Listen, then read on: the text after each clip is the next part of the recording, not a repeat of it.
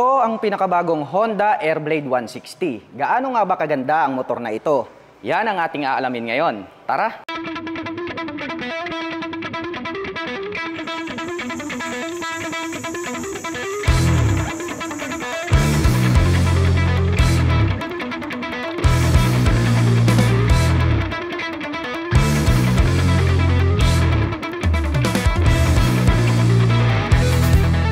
At kung ang pag-uusapan natin mga ka-LM ay ang kanyang physical appearance, well, hindi natin maikakaila na talagang napaka-porma din, napaka-astig nitong kanyang body and design. Dito pa lang sa gitna mga ka-LM, makikita na natin agad itong kanyang napaka-bangis na pagkakadesenyo rito. Meron tayo ritong curve lines, nagkaroon ng deep lines dito and then sharp yung edges dito. And then kung mapapansin nyo mga ka-LM, dito po sa gitna napakaganda rin ng pagkakaroon niya rito ng emboss. At the same time, curve po itong nandirito sa ibaba. And then syempre napakaganda talaga at agaw pansin itong pagkakadesign nitong kanyang daytime running light. Ayan, oh. So para po siyang Zord ni Lapu-Lapu. At the same time, ang kagandahan niyan, included na rin po rito sa kanyang lights, ito pong kanyang turn signals. Which is good thing yan dahil wala na po tayong aalalahanin, gaya po ng mga ibang scooter na naka-emboss po itong kanilang turn signals, which is pwede po yung mabali. And then dito naman po sa ibaba, makikita naman natin dito itong kanyang napakagandang main light. Ayan, oh. So nahahati po ito sa tatlo. So para po siyang mata ng eagle. Ayan, oh, naka-emboss tong part na to. So napakabangis din habang aking tinititigan. And then LED type na po itong kanyang main light. So talagang napakalinaw at napakalakas ng buga ng kanyang ilaw. And then dito naman po sa itaas, may makikita po tayo rito na Honda emblem. Ayan, oh, naka-emboss po to in chrome color.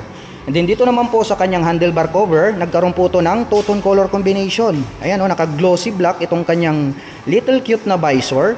At the same time, ang ganda rin ng kanyang color combination. Ayan, oh. So para siyang matte and then glossy ito pong nandirito sa taas. At nagkaroon po ng V-shape design dito. Matte black naman po rito sa ibaba. And then, punta naman po tayo dito sa gilid. Makikita natin dito na may nakalagay na SP, which is para po siyang dark gold color. Nagkaroon ng lines dito. At the same time, may makikita po tayo rito na 160 in black color. Then dito naman po sa ibaba ng kanyang side cover, napakaganda nitong kanyang 3D emblem na AB. So AB po yung nakalagay dyan, meaning to say is Airblade po yan. So very premium looks yung kanyang datingan. Anyway, dumako naman tayo dito sa kanyang front fender. Ayan, oh, ang ganda rin ang pagkakadesign nitong kanyang front fender, oh. Nagkaroon ng deep lines dito na parang circle, no? And then dito po sa gilid may makikita tayo rito na nakalagay is ABS. So ang kagandahan niyan mga ka-LM, itong ating Honda Airblade 160 is equipped na po ng anti-lock braking system. So ang kagandahan po niyan, ang kanyang advantage pagdating po sa mga sudden stop, nothing to worry about dahil nga po hindi po maglalak itong ating mga preno. So very safe to mga ka-LM, ha? Kahit sa mga sudden stop talagang hindi ito maglalak. So maiiwasan po natin na mag-slide itong gulong ng ating motorcycle. At the same time, syempre, maiiwasan din natin na masempla nga ang ating scooter. At pagdating naman dito sa kanyang braking system, equip po ito ng single rotor disc brake na bilog. Ayan po. Very thick, makapal din. Along with Nissin na single pot caliper. Gold color naman po yung kanilang ginamit rito. Then pagdating naman po dito sa kanyang front telescopic fork, equipped naman po ito ng traditional telescopic fork. Matte black naman po yung kanilang ginamit. Pagdating naman po sa kanyang mags, matte black din po yung kanyang color. Ang ganda rin ng pagkaka-design itong kanyang mags. At pagdating naman po dito sa kanyang gulong, dito sa harapan, ito po ay mayroong 90 by 80-14. So saktong-sakto lang mga ka-LM, pang city riding condition yung size nitong kanyang front wheel. At mapunta naman po tayo dito sa kanyang fully digital meter panel. Ayan, ang ganda rin ng pagkaka-design, no? Nagkaroon siya rito ng futuristic design and then nagkaroon po siya rito ng dalawang button selector. So may nakalagay rito na select and then set. Well, hindi ko may papakita sa inyo dahil nga po hindi activated tong isang ito. Anyway, yung design na lang yung titignan natin. Ayan, oh, ang laki rin itong kanyang digital meter panel display. At the same time, dito po sa gitna may makikita po tayo rito na Honda logo. Ayan, chrome color, oh. So ito po yung kanilang pride of ownership nandirito sa gitna. Nagkaroon din ng two-tone color combination.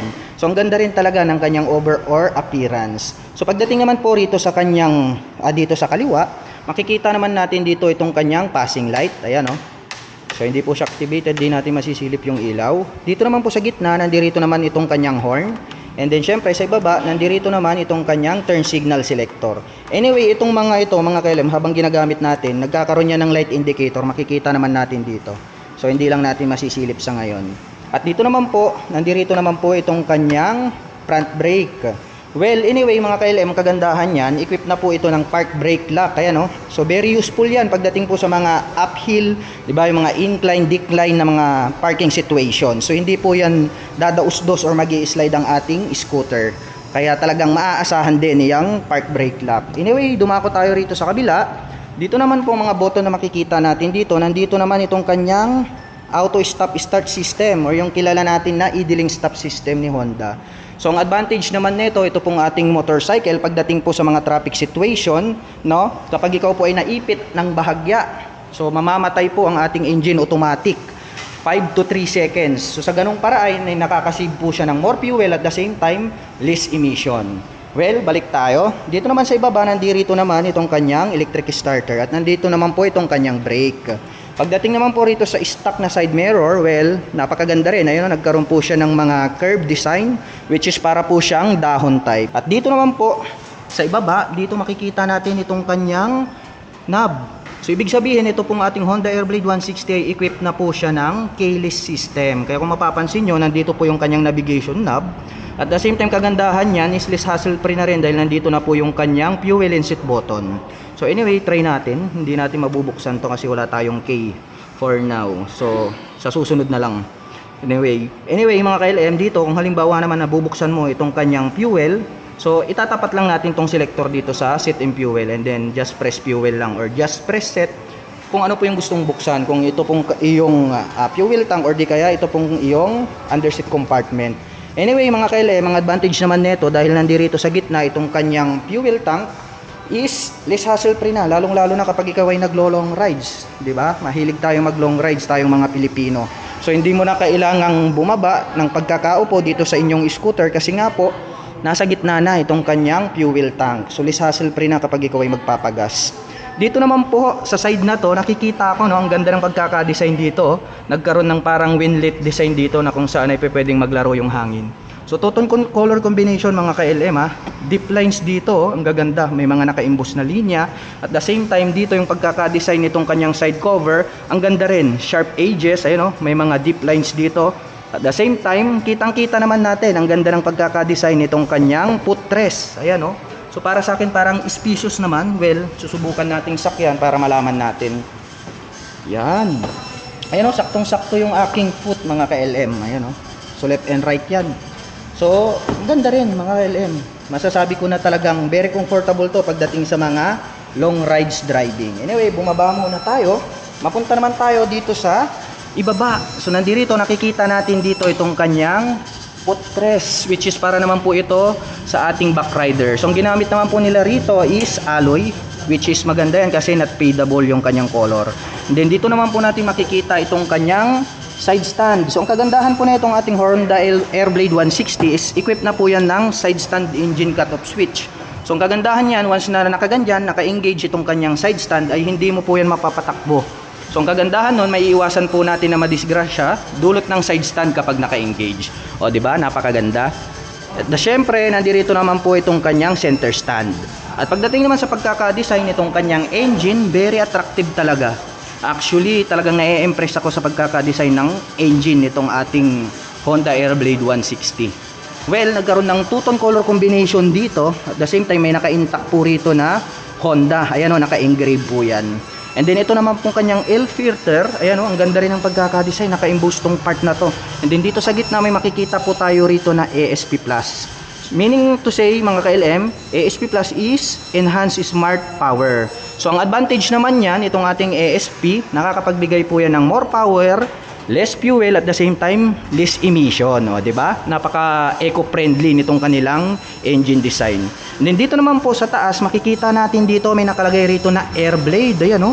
So 3D emblem yan mga ka-LM ha, gold color. Ayan o. So talagang bronze color pala to mga ka-LM. Talagang very attractive. So natutuwa ako habang nakikita ko siya ngayon. And then syempre may nakalagay rito na special edition. So anyway, ito pala yung ating special edition. So napakaganda ng kanyang forma. Para sa akin mga ka-LM, itong kanilang Airblade 160 is slim type siya, kaya masasabi ko na sexy talaga yung kanyang body and design. So dito naman tayo sa taas, makikita natin itong kanyang integrated na grab bar. Yan, ang ganda rin ng pagkaka-design, no? Nagkaroon ng butas rito.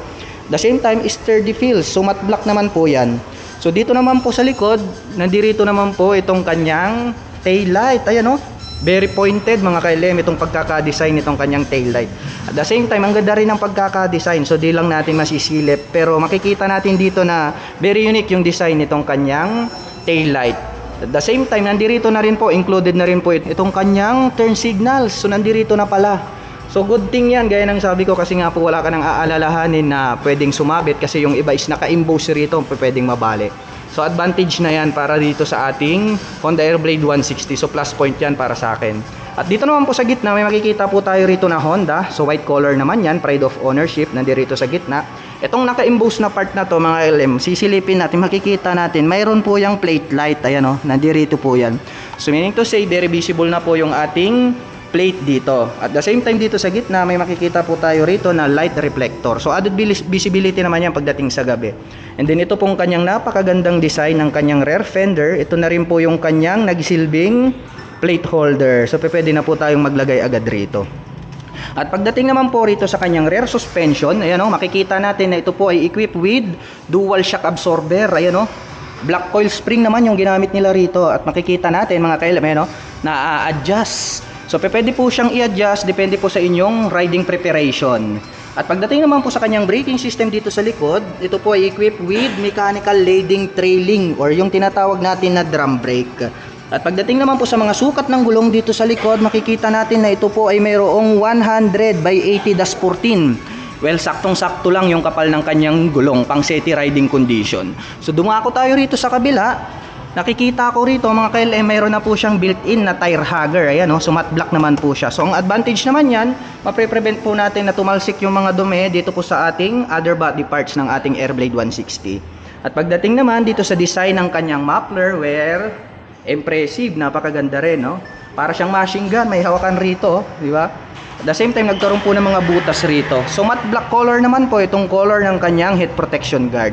At ganoon din po itong kanyang pipe. At pagdating naman po rito sa ibaba, so makikita natin, ito po yung kanyang radiator cover. So meaning to say mga ka-LM, ang ating pong Honda Airblade 160 ay equipped with liquid cooling system. So para sa mga kababayan natin dyan na mahilig mag long rides, so maaasahan po natin itong ating Honda Airblade 160, pwede po natin siyang ibabad maghapon magdamag. Okay? So napakaganda rin itong kanyang upuan, ayan o.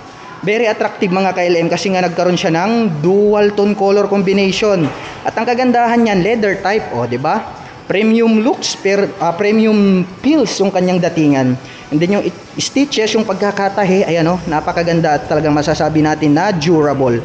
And then comfortability, napakalambot, ayan So talagang mag-i-enjoy ka rito habang nagda-drive. So silipin naman natin itong kanyang underseat compartment. Ayun ang lalim.